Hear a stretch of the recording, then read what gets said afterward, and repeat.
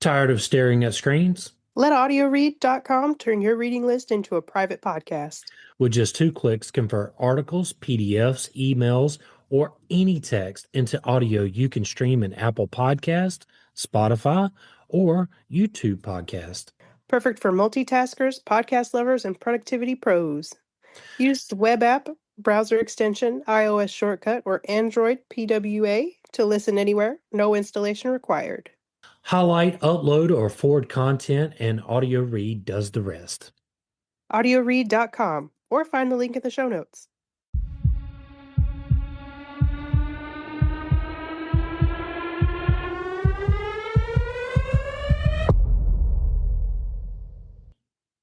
Hi, I'm William, And I'm Kat, and that makes this Info on the Go. answering questions you may not want to know. I love it. Um, so this is probably this is really going to be one of the strangest episodes I think we've done yet. I agree, but let me try to set it up here. Oh, okay, we're going to switch the script. Let's go for it.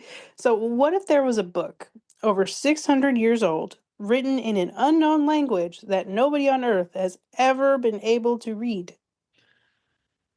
So this is not just a strange book, but one filled with bizarre plants that don't exist anywhere in nature, stars and zodiac signs drawn in puzzling ways, and strange illustrations of people and pools of, well, and connected by pipes. Hmm. It's a book that looks scientific but makes no sense. A book, despite the efforts of cryptographers, linguists, historians, and even artificial intelligence, AI, as we like to call it here on the show, has never been able to decode this book. Now, this is the story of the Voynich Manuscript, often called the most mysterious book in the world. Yeah, so it really first surfaced in 1912 when a rare book dealer named Wilfred Voyevich bought it from an Italian monastery. And since then, it's baffled everyone who's tried to solve it, and some believe it hides lost medieval knowledge. Yeah, and others think it's coded text about medicine, astronomy, or even alchemy. Ooh. Yeah, I mean this thing is it's all over the place. And some are convinced it's an elaborate hoax, pages of nonsense designed to fool collectors. We're going to let you be the judge of that. We're just going to bring you what we researched here on the show. And like I said, we'll kind of give you our opinions at the end. But ultimately, we want you to decide what you think it is. Here's the questions we're going to try to explore. Is the Voyevich manuscript really a code writing to be cracked? Or is it a centuries old scam? Could it be knowledge that's been lost to time? And I say, let's just really dive into its history. I mean, the strange contents of its pages, the countless attempts to decode it, and the cultural fascination that really keeps this mystery alive. Because sometimes the things we can't explain tells us much about ourselves as the things we can. So let's open the pages of the Voyevich manuscript and step into one of history's greatest unsolved mysteries. Let's start in 1912 when Wilfred Voyevich, a rare book dealer, purchased it from an Italian monastery near Rome. So Voyevich himself was no ordinary man. You know, he was a Polish revolutionary who had spent time in Siberian exile and later became a bookseller in London and eventually married the daughter of novelist George Eliot. Dang, he was Mm, all over the place, wasn't absolutely. Kind of have to be though when you're in exile. he? I would say so. Now, he had a flair for the dramatic, and when he laid eyes on this strange book, he knew he'd found something extraordinary. But what he didn't know, and what nobody has yet to find out, is really what this book actually says. But now, he wasn't the first to be baffled by this strange book, and certainly not the last. The manuscript actually has a shadowy trail of ownership stretching back centuries. Yeah, so in the late 1500s, it was believed to have been in the library of Holy Roman Emperor Rudolph II, a ruler with a taste for the strange and the occult. According to the letters, Rudolph may have paid a small fortune for it, convinced it was the work of the English scholar Roger Right. Bacon. So from there, it was passed to a Prague alchemist named George Baruch in the 1600s. Barrick admitted in letters that he was utterly confused by the text and illustrations. Eventually, the manuscript was sent to Johannes Marcus Marci, um, the receptor of Charles University in Prague, who in turn passed it on to Athanasius Kircher, a man who was famous for attempting to decipher the the Egyptian hieroglyphics, right? Hmm. And even Kircher couldn't make sense of it. So by the time Wilfred Voyevich laid hands on the book in 1912, it already had a reputation, a manuscript that had eluded scholars for generations. Yeah, so the mystery wasn't really new here. Voyevich was just the latest in a long line of people who sought to determine, really to solve the puzzle here. Right. Now, fast forward to the late 20th century, scientists carbon dated the parchment and placed its creation somewhere between 1404 and 1438. That's the early Renaissance, an age of alchemists, herbalists, and natural philosophers. So, you got people that are all over the place here. Right. And that already begs the question, was this work of hidden knowledge, or was it deliberately made to look like one? Yeah. So, physically, the manuscript is about 240 pages long, though scholars think it's missing at least a dozen folios. Now, it's written on vellum, which is calfskin, and the ink is still remarkably clear for something 6 centuries old. So, yeah. Uh, but the strangest, it just doesn't stop there. The Voyevich isn't just another medieval book bound in calfskin. It has quirks that made it stand out even before you try to read it. For one thing, it contains several fold out pages, large sheets that open into elaborate circular diagrams. And for the time, this is really kind of unheard of. Right. And now that's unusual for medieval manuscripts, which are usually straightforward codices. Yeah. So these fold outs feel almost technical, kind of like blueprints or astronomical charts. Then there are the missing pages. Scholars believe at least a dozen folios are gone. So were they lost to time or did someone deliberately remove them? Uh, maybe because they contain secrets more revealing than the rest. To be honest with you, no one really knows. And here's another puzzle. The vellum itself, it's expensive, high quality calfskin, the kind you'd expect to be used for something of real importance. So if the Voyevich manuscripts were just a hoax or a prank, why would somebody invest so much in costly materials just to prank somebody? Right. Now, that detail alone keeps some experts convinced it must have meant something seriously, even if we still don't know what it says. And then there's the writing itself. Line after line of looping, elegant script, but in an alphabet no one has ever seen before. Now, it flows like a real language, with recurring words and patterns, but no one has cracked its meaning. To this day, it's not clear whether it's an actual language written in code or something entirely made up. But the text, as baffling as it is, might not even be the strangest part. Note, what really grabs people's attention is the illustrations in this manuscript. Open the manuscript, and you'll find pages of plants, but not plants that anyone has been able to identify. Stay with us. We'll be right back.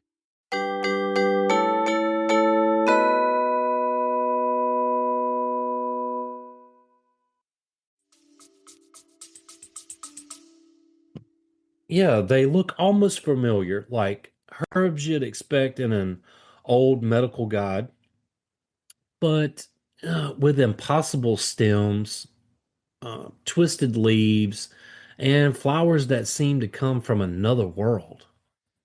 Flip a few pages further, and you'll see astronomical diagrams, zodiac signs like Aries, Pisces, and Sagittarius, but drawn in peculiar styles, often surrounded by tiny stars and symbols whose purpose no one understands. And then things get even stranger. Yeah, so there's dozens of pages that show naked women drawn in almost childlike style, bathing in what really looks like tubs or pools, but these aren't ordinary baths. The women are surrounded by elaborate stems of pipes and channels, almost like a cross between plumbing and Alchemy. alchemical alchemical equipment. Yeah. And so are these images symbolic or medicine? Or are they just fertility? Or of something spiritual? To be honest with you, no one can really say for sure, which brings even more mystery to this manuscript, right? Right. Now, other pages contain what look like pharmaceutical drawings, neat rows of jars as if recipes were being recorded. And yet, the recipes are written in the same indecipherable script, leaving us with really no clue about what was meant to be brewed or distilled or how to mix it. Right. Altogether, the manuscript feels like a guidebook from another dimension, a mixture of botany, astronomy, medicine, and pure mystery. And here's the heart of it. Despite over a century of intense study by the world's best code breakers, professional linguists, and more recently, advanced AI, um, have all analyzed the Voyevich manuscript, but no one has been able to conclusively decipher it. Not even close. It sits at the Yale University today, preserved at the Beinecke Rare Book and Manuscript Library, open to anyone who wants to try their luck. Yeah, and when you do that, what do you get? Thousands have tried their luck. Um, Cryptographers who crack Nazi codes, scholars of obscure medieval dialects, even amateur puzzle solvers from around the globe. But so far, the book keeps its secrets. So, what exactly is it? A genuine text in a lost language, a coded message, or an elaborate prank that fooled the world. So, to begin to answer that, we kind of need to step back and take a look at the theories. So, the attempts, the claims, and the failures of everyone who thought they were close to solving it. And I think we should take each one individually. What do you think? Yes. Okay.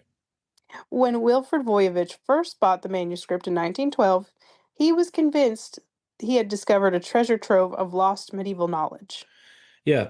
And it prompted him he promoted the idea that it was a scientific or medical text, possibly written by Roger Bacon. The and Roger Bacon was an English scholar, um, and an early scientist of the 13th century. He was famous for his works in optics, alchemy, and experimental science. And if the book really was his, it would have been priceless. Yeah. So Voyevich pushed this idea hard. Um, but to be honest, linking the manuscript to a name like Bacon made it a far more valuable artifact. So, in other words, he invested in this manuscript and then he wants to promote the idea that it was written by Bacon, for, kind of boost its price up a little bit, right? Right. But as time passed, researchers began to doubt that claim. Carbon dating later showed the volume was from the early 1400s, well after Bacon's death. So that theory has mostly just kind of been abandoned. But still, Voyevich's hunch sparked more than a century of speculation.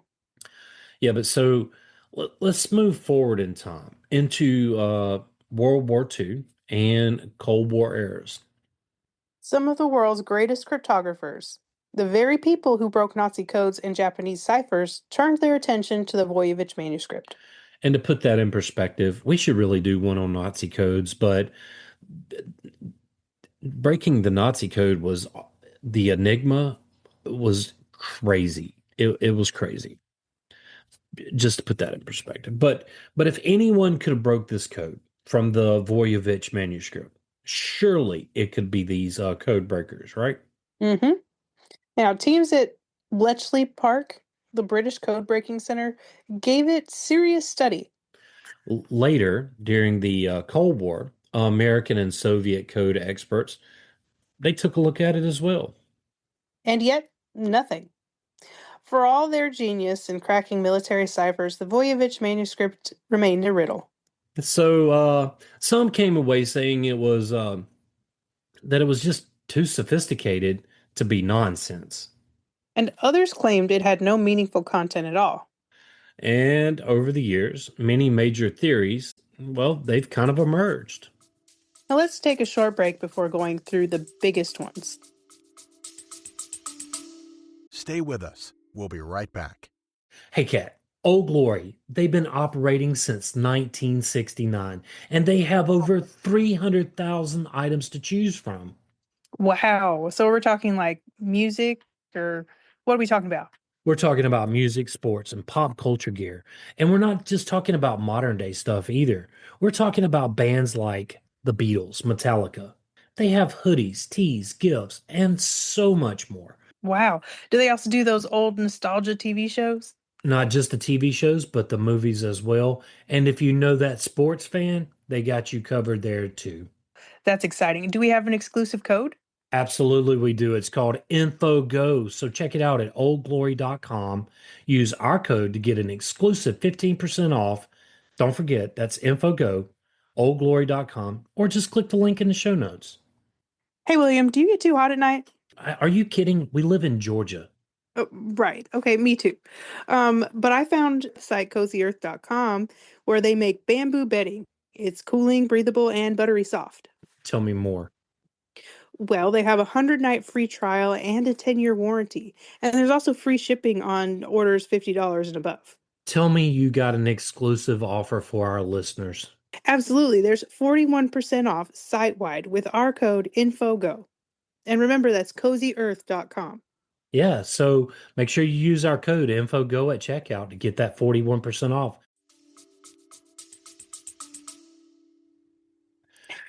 Now that we're back, let's get into the biggest theories. And theory one, a natural language written in a cipher. Okay. All right. So this is the most straightforward explanation that the manuscript was written in a real language, just decrypted in a clever way. Statistical analysis of the text supports this because the words flow in patterns similar to natural human language. There are repeating prefixes and suffixes, which is a structure that looks grammatical. But if that's true, what's the language? And what's the cipher? No one has ever been able to agree. Okay, Kat, I think you should take on theory two here, which is what the constructed or artificial language, right? hmm Now, some suggest that the author invented an entirely new language, complete with its own alphabet, which isn't, too far off considering R.R. Tolkien wrote it, his own language. In any case, so if it had been meant for secrecy, like a private code, or perhaps even as an intellectual experiment, think of it as the medieval equivalent of Tolkien inventing Elvish. So, what is token inventing Alvilish? What is that? The Elvish language in the Lord of the Rings books. Oh, okay, okay, I got you, I got you. I'll edit that out. Um, yeah, so that would explain the consistent patterns and without requiring a real world translation, right? Right. Now, theory three, a hoax designed to fool wealthy collectors. Okay, so this one has some serious weight. Um, so this one has some serious weight. In the 15th and 16th centuries, there was plenty of fraudsters out there who made strange manuscripts to sell to, well, gullible nobles. And could the Voyevich be nothing more than a clever fake, beautifully drawn with nonsense to fetch a high price? You know, experts say yes. After all, if you really wanted to impress a patron, filling a book with mysterious plants and writing that just really can't be comprehended, uh, that would certainly do the trick, right?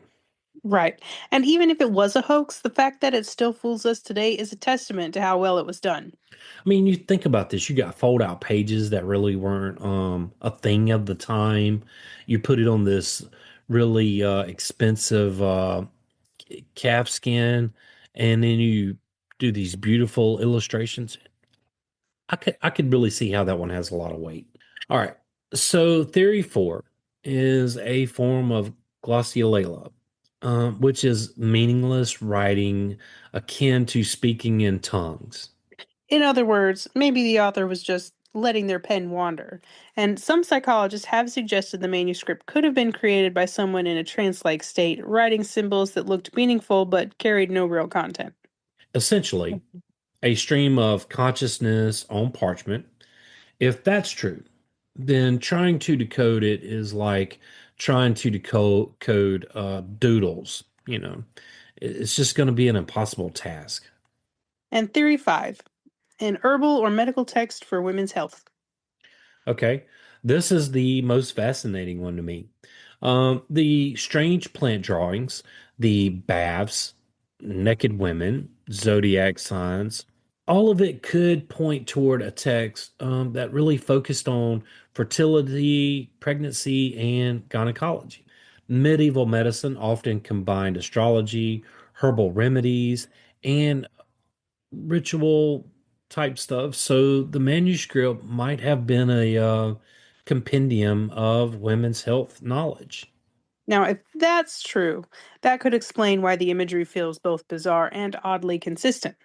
But of course, each of these theories, they have problems.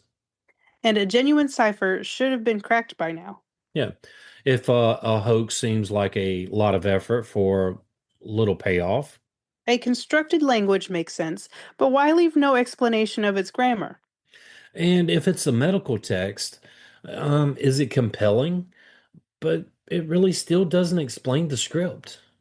Now, let's fast forward to the 21st century, where AI and linguistic software entered the game. Okay. So computer scientists have run the manuscript through some powerful algorithms to search for patterns.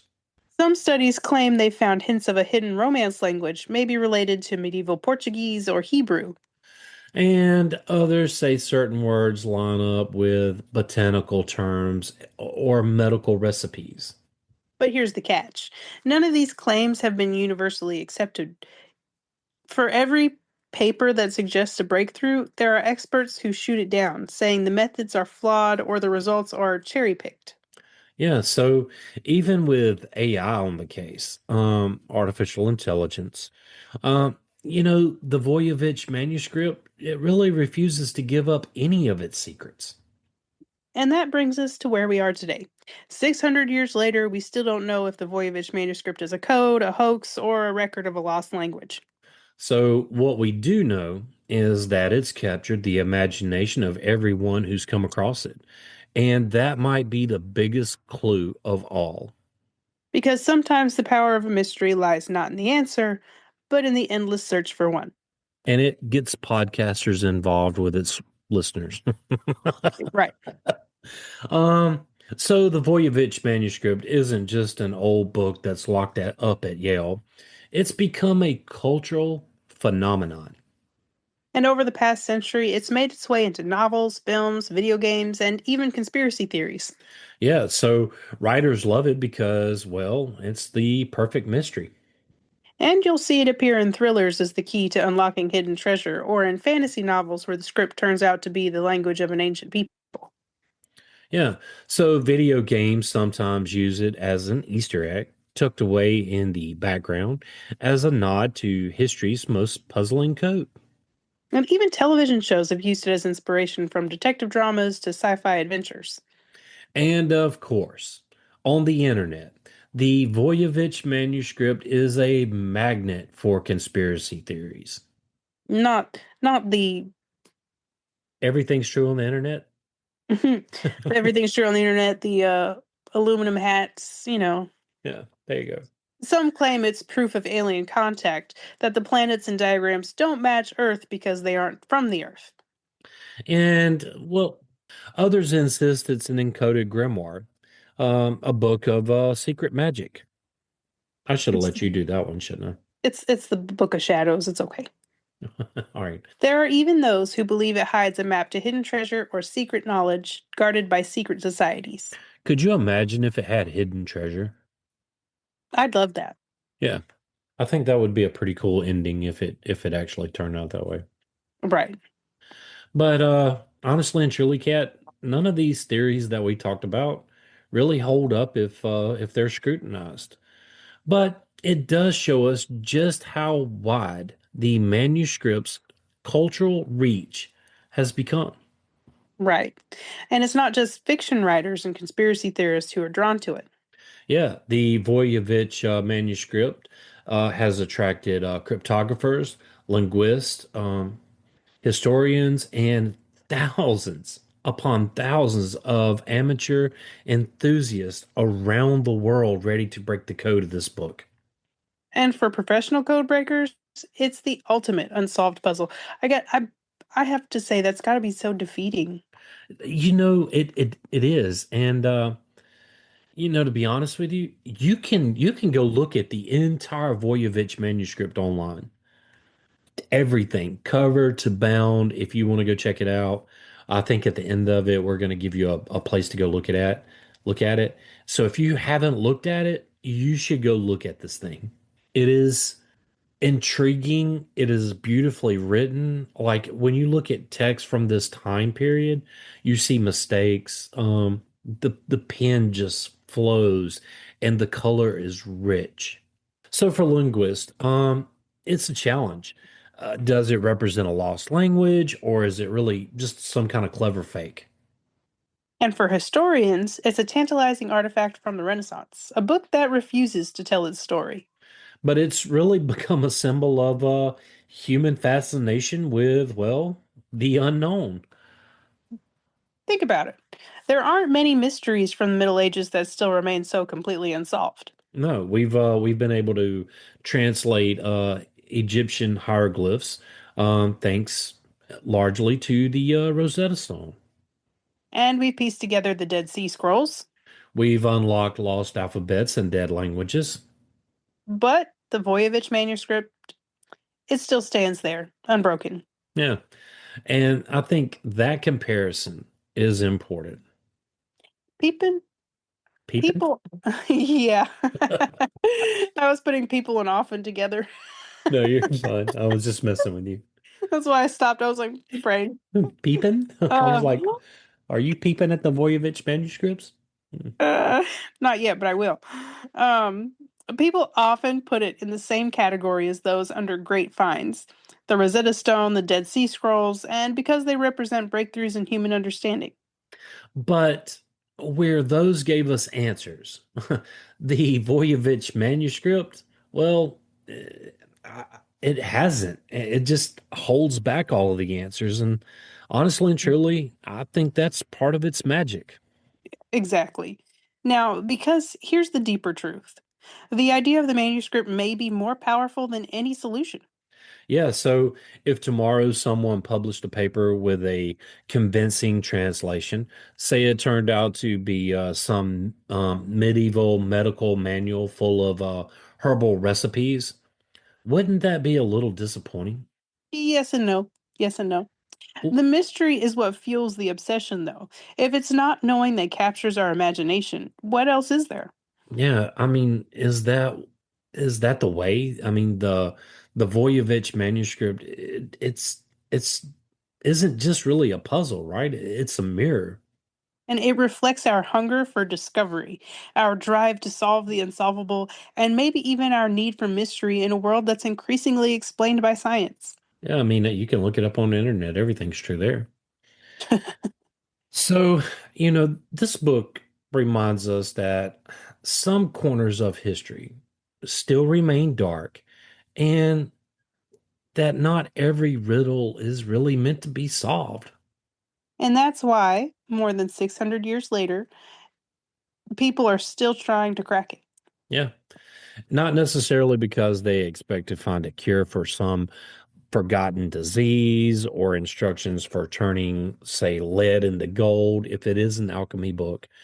Um, but because the chase itself it's intoxicating, especially for, these amateur code breakers and linguists alike, right? Hmm. And perhaps as much as we crave answers, part of us doesn't want the manuscript to ever be solved. You know what, Kat? I think, we kind of talked at a little bit a minute ago, but if you want to try your hand at being trying to break the code of the Voyevich manuscript, where can you find it at? It's housed at the Yale University's Voynich Rare Book and Manuscript Library, one of the most secure and prestigious collections in the world. And there it sits in carefully controlled conditions preserved for future generations. But here's the best part: you don't even have to travel to New Haven, Connecticut to look at it. No, like I said before, it is all online with high resolution digital scans.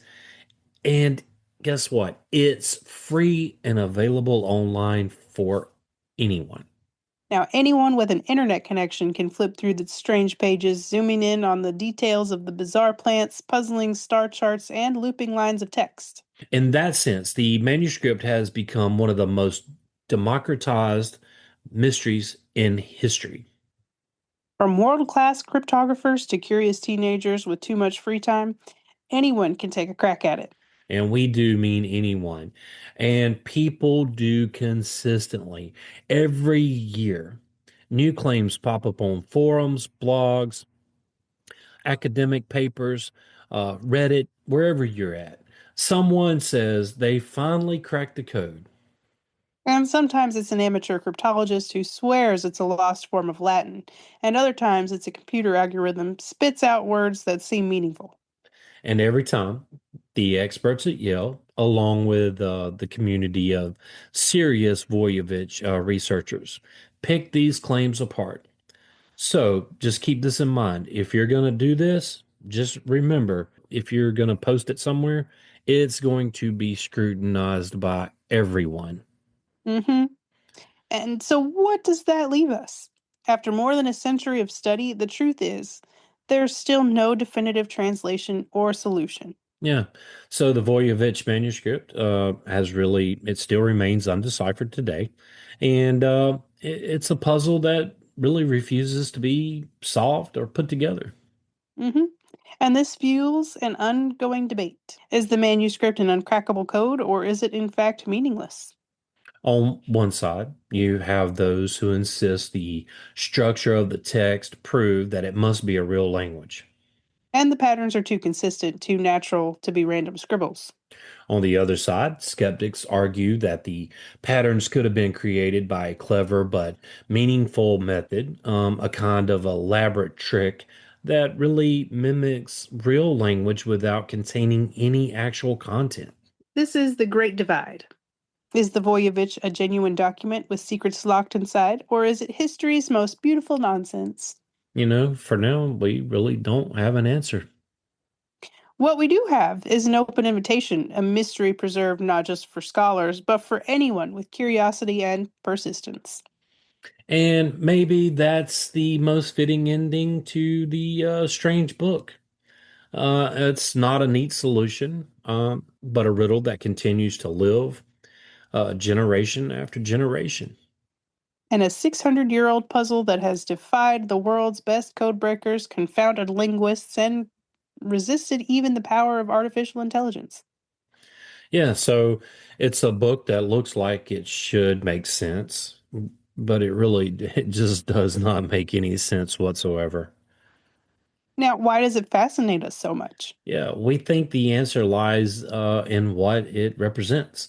The Voynich Manuscript reminds us of the limits of our own knowledge. In an age where we carry the sum of human information in our pockets, where answers are usually a search away, here is one riddle that refuses to yield, and it humbles us. Wow, the sum of human information in our pockets. Hmm. That's pretty deep. Right. That is pretty deep. And we do. I mean, our cell phones are supercomputers. It's crazy. Right. Right. Now, you remember those teachers that say you're not going to be walking around with a calculator in your pocket. Yeah, I remember that back in the day. And I think about some of the things that we had to learn. Uh, yeah, I mean, it's all at your fingertips now. You can literally do any kind of search and boom, it's there. Right. Um, Honestly and truly, I found this to be extremely interesting. I've actually looked at the Voyevich manuscript online. I've went through its pages. If you haven't done so, and if you're not driving, I suggest you go look it up online. Search you in your favorite search browser, Voyevich manuscript, and boom, it'll lead you to the book. Yeah. You give a crack at it. See what you think. Yeah, I mean, I'm gonna be honest with you. I'm not a linguist. I'm not a code breaker or anything like that. And just looking at it, though, just kind of brings that shock and awe to you because it's held up so well. This thing is 600 years old, and the color is still as vibrant. To me, if it's a hoax, I think it's a very elaborate one, and somebody put a lot of money into it. This book has been through the hands of noble people, even princes. But yeah, I don't know. It's just crazy that it still lingers today. I think it's wild that AI hasn't solved it. Yeah, I mean, it just there's documentaries out there on it. I mean, I think if you want to go down that rabbit hole, and it is a long rabbit hole because there was a lot of research involved in this, and I do mean a lot.